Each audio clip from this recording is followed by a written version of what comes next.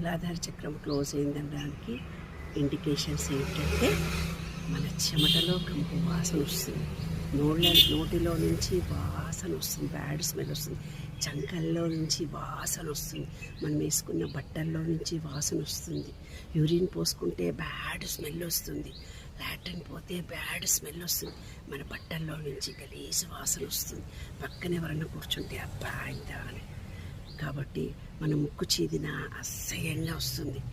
కాబట్టి అవన్నీ క్లోజ్ అయినట్టు లెక్క. అలాంటి వాళ్ళకి ఏ పనులు చేసినా సక్సెస్ కావు. అంటే మూలాధార చక్రము పూర్తిగా క్లోజ్ అయినట్టు లెక్క.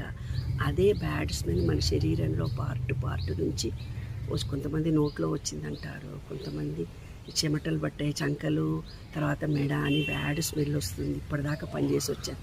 బ్యాడ్ స్మెల్ ఎందుకు వస్తుంది? చెమట వస్తుంది కానీ వాసన రాదు కదా. వాసన వస్తుంది అంటే మన మూలాధార చక్రము క్లోజ్ అయినట్టు లెక్క. అందుకే ఏ పనులు జరగవు, నెగిటివిటీ మన చుట్టూ ఏర్పడిపోతుంది అని దాని అర్థము.